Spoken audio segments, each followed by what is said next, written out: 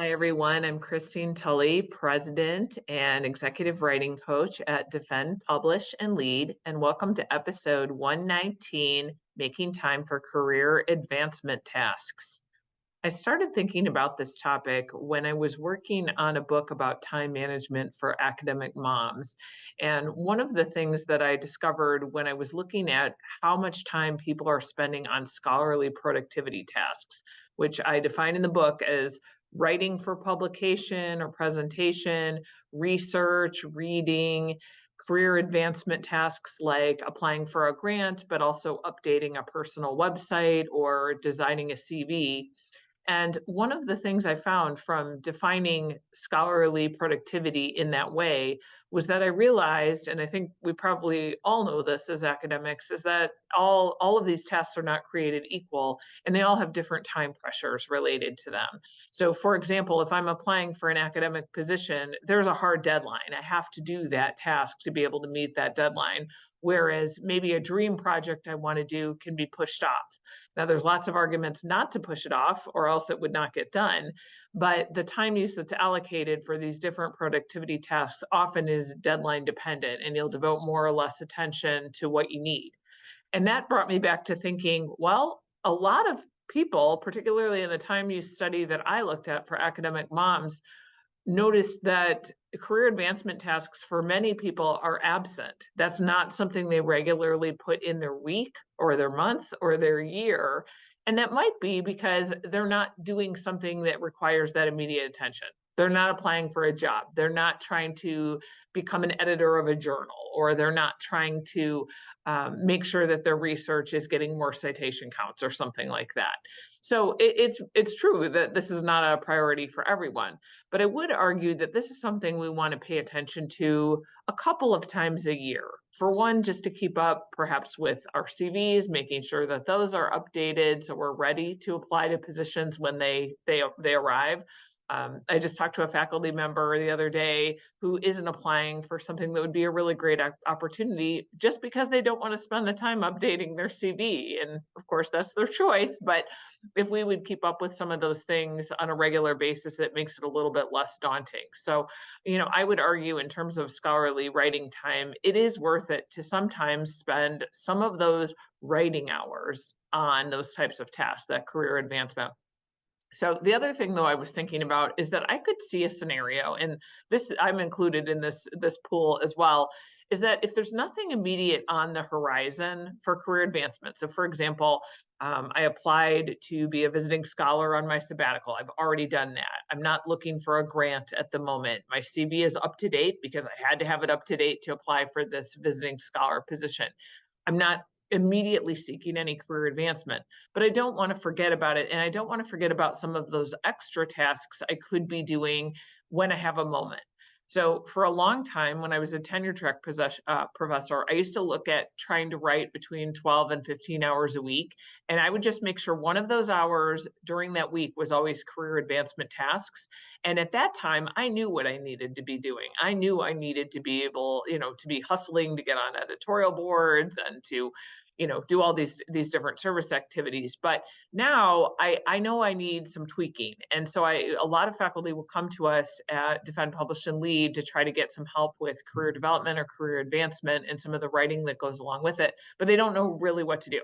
So what I'm going to share with you today is a resource I came across from the University of Michigan that I think is excellent. And I'm actually working on an article about it because I got to interview Rebecca Welzenbach from University of Michigan, who is the person that is in charge of this Research Impact Challenge. So if you're just listening to this audio only, if you just Google Research Impact Challenge and University of Michigan, you'll find it right away. But what I really like about this is that it gives specific tasks for career advancement that some of us, and particularly those of us that are in mid-career or later career, we probably did not do, or maybe we haven't done yet because it hasn't been necessary. And so I like it that every day there's a specific career advancement task. So what I like about looking at a challenge at this time of year, so this podcast is being recorded in spring of 2023.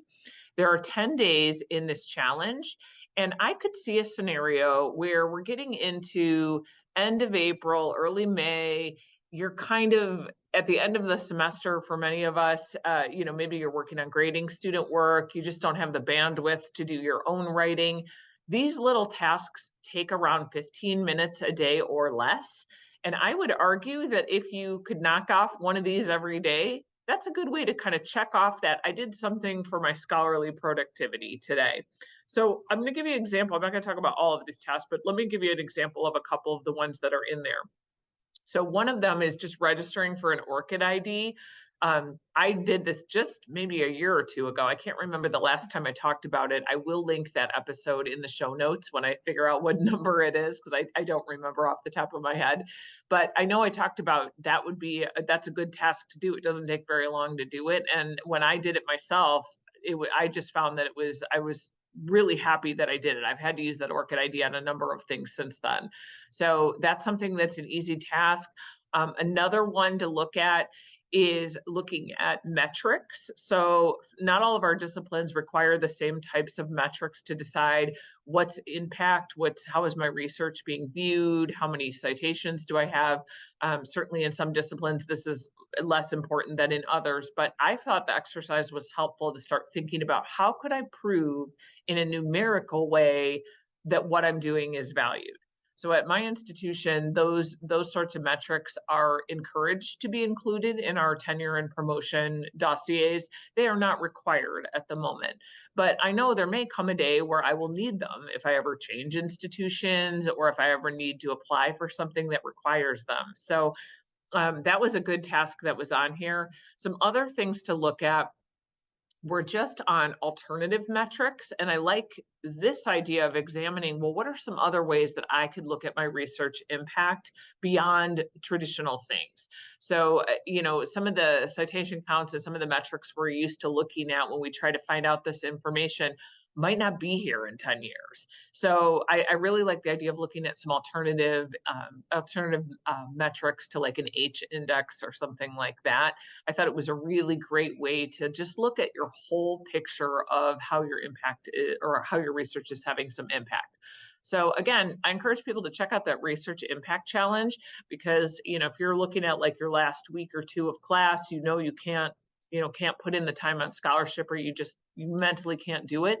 These little tasks would be a really great use of time for that time period. So I encourage you to check that out. And then also, in the name of some great resources, I'm going to switch over to a resource of today for the Textbook and Academic Authors Association, one of our sponsors for the podcast. They sponsor something called conversation circles. And I have mentioned this before, but I'm mentioning it again now because if you join TAA, and I will put all the information about joining in the show notes because there is a discount code. You definitely want to do that so you get the discount for listening to our podcast and being able to join it.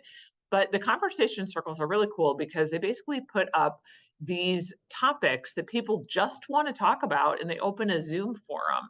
So when you go to the conversation circle spot on the TAA webpage, so all I did was just click TAA, and there's a spot that says conversation circle. If you click it, there is a schedule of topics.